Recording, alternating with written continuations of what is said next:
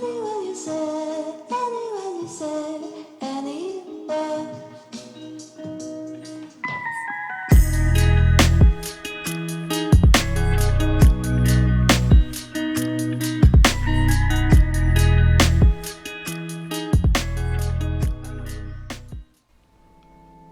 I'm not gonna lie, this is really hard for me to talk about.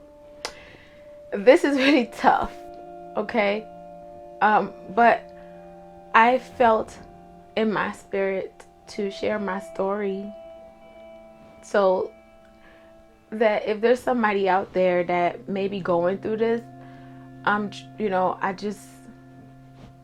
want to help. You know what I mean? Like, I want to let you know that don't let this break you. You didn't do anything wrong. It's not your fault. You know, and stay strong. So I want to say I'm doing this because I want to share my story. I feel that I can really help some people. And so a lot of people don't really talk about this. This is not a topic that they address. And for me, I just felt like sharing my story to be able to reach out to others, because I'm sure, there might be somebody out there who is going through that, or who has gone through that and stuff, and probably haven't realized how to even deal with it or whatnot. I want that person, I do want them to know they're not alone. Do not let this break you. You're stronger than that. You're better than that. And you will overcome this. Like, this is not your fault. You didn't do anything wrong. It's not your fault. I don't know why it happened.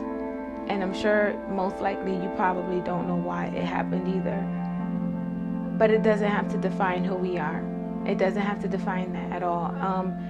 Matter of fact, me blocking it the way I did back then, it's like a blessing in disguise, but at the same time, a curse. Because I kind of forgot a lot of things. I didn't remember many things that happened back then. It was completely like a blur. And however, because I blocked it, it put me in a place where I was able to live somewhat okay. I didn't let it define me. I wasn't doing certain things because of what happened to me. No, I still kept my happy. I still stayed strong. I still, I'm being me. I'm gonna always be me, because that's all I know how to be. It did not destroy me. That's a fact. It did not. Growing up, like in elementary and middle school, I ran into a lot of kids who went through something like that. But I never told them that I went through something like that. They just kind of needed to talk, and they talked to me. And I gave them really great advice and whatnot. A lot of them fell into the trap of thinking that they did something wrong. They fell into the trap of thinking that something's wrong with them. So they must, since something's wrong with them, then they feel like they must behave like something's wrong with them. So now they start doing things like they don't need to do, like selling their body for no reason. I'm talking about beautiful, beautiful girls. And, they shared with me what happened to them. They trusted me, and I helped them the best I could. And as us remaining friends, when we're friends and stuff, definitely just hanging around with me, it gave them courage and strength to just not do those things. Like, what happened it's not, we didn't do it. You didn't do anything wrong. I didn't do anything wrong. They didn't do anything wrong. The only person that's wrong is the person who committed the act.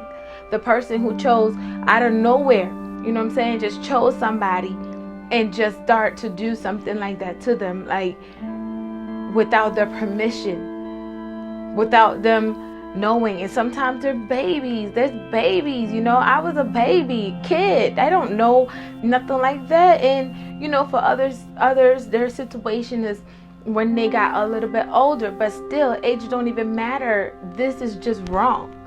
It's just a wrong thing. It's not okay. It's not okay. And it really does affect people's life in many, many different ways, you know. So yes, I have encountered a lot of people, a lot of girls who've been through stuff like that, and they feel like, for them, they start to feel less than. They feel like they have to be bad, and they start reacting in the weirdest, like, sometimes it's not even about selling their body. Sometimes it's just like, you know, not doing good in school, just because it's a mental thing. When something like that happens, especially if the kid's family or mom or dad, you know, parents, guardian, like, they don't even know what happened, you know. In my case, you know, my dad at the time, 3 or 4, my dad had already passed away. My mom, she was in another country, doing what she has to do for us. And I was living with my brother, my uncle, my cousin, and then like the people that my mom had in the house, my mom and dad had in the house, you know, the house helpers and things like that. So my mom didn't even find out until, well, I don't know when they told her. I don't know, because I never told her. I never had the conversation with her. We never talked. She, you know, we just never talked about this. We never talked about this. And when my brother found out, definitely, you know, he approached the guy, and, you know, he protected me. He did what he had to do to make sure that this never ever happen again. Him and my cousin and my uncle, like, you know, the guys that was with me, or that was the, you know, that pretty much started raising me when I was very little. So yeah.